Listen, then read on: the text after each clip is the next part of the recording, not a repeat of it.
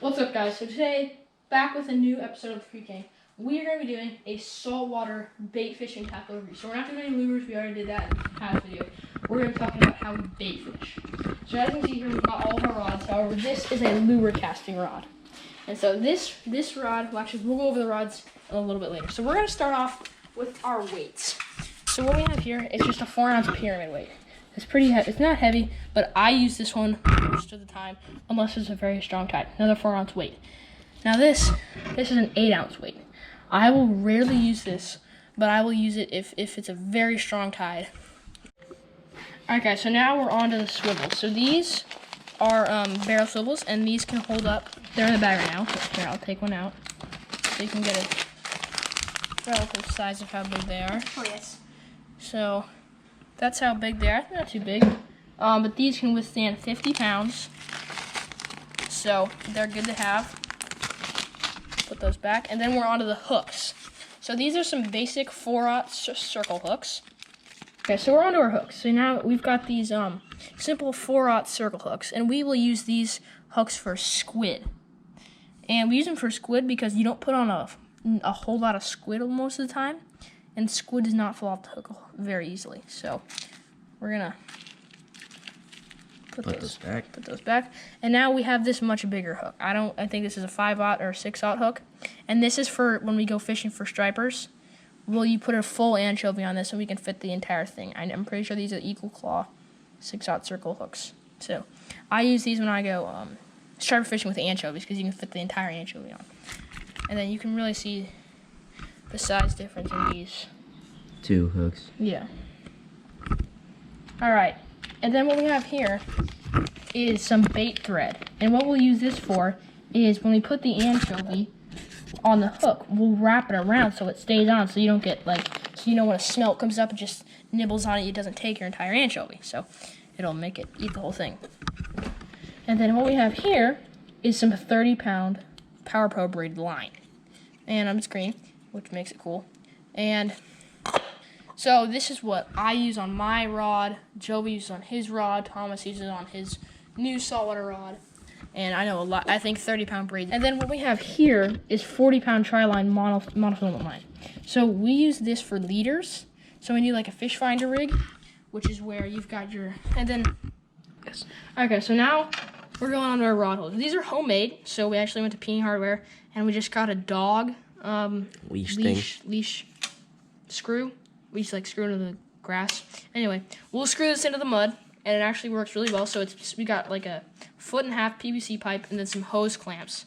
They're metal, so these actually fit really well into the butts of rods. As we're gonna try not to hit the roof here, but you can see that since it fit in well. Nothing is pulling that out of the rod. Alright guys, so we're on to our first rod. So this is my rod. It is a Penn Battle 2 combo, medium heavy. And so I've got 30-pound braid on here.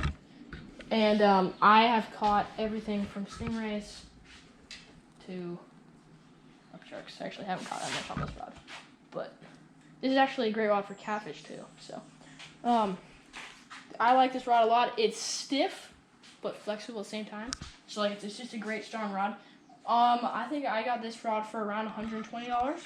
For you can fit 3. I've got the Penn Battle 5000 reel, so you can fit 300 yards of 30-pound braid.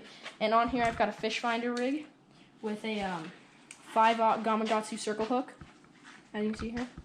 And then I've got about 1.5 feet of 40-pound mono leader, then a 50-pound swivel, and then a slider, which I'll put a 4-ounce weight on. Alright guys, we're on to our second rod. This is Thomas's rod. It's a Shakespeare Ugly Stick Tiger, medium heavy, and it's a extremely long butt. And it's got the Penn Pursuit 2 4000 reel on it, which has currently has 14-pound mono on it. And this Penn reel is probably a step down from the Penn Fierce, and the Penn Fierce is like a step down from the Penn Battle. So I like Thomas uses for bass, bluegill, stripers, rays, sharks, everything. So this is a great rod, like classic Shakespeare Ugly Stick Tiger. I think you can get this reel for how much money? It was $60. A $60 reel and about a $70 rod. So, great rod and reel combo. Alright guys, on to Joey's rod. So he has the Penn Fierce 3 with a, let's see, Penn Fierce 3 5,000 reel. So you can fit 300 yards and 30-pound braid on here. That's what he has. And it's a medium heavy rod. I think the action is a little bit faster than mine, so it's a little bit more flexible. And so this is basically almost the same as the Penn Battle, which I think it's just like a small step down. I think you can get this combo for around $110 And what he has on here is a fish finder rig. Basically the same as mine. Gamakatsu hook, 1.5 foot leader, 40-pound mono. Then you got your 50-pound swivel, and then your slider, which he'll usually put a 4-ounce weight on there. Anyway, all right, that is Joey's rod, Penn Fierce 3 combo. And all of our rods we use for saltwater fishing are all 7 feet long, so it gives it a bit of an extra casting ability, but you don't want like a 10-foot surf fishing rod, so that's kind of nice. And then we've got Thomas's rod. It literally just came in the mail. Like Came 5 like minutes before. 10 minutes before I started filming this video. And so brand new. Same exact one as me. And we're gonna put 30-pound Power Pro on it as well. braid. And then this final rod we've got here. This is Thomas's lure saltwater fishing rod. It's a And bass. and bass. And so it's a medium rod, 7 foot, and it's a heavy rod, but you can cast it. You can see it's nice and flexible. So I think this is a great all-around rod. All right, guys. Thanks for watching this video. I hope you learned some tips for saltwater fishing. And like and subscribe for that giveaway. Hunting and fishing and loving every day.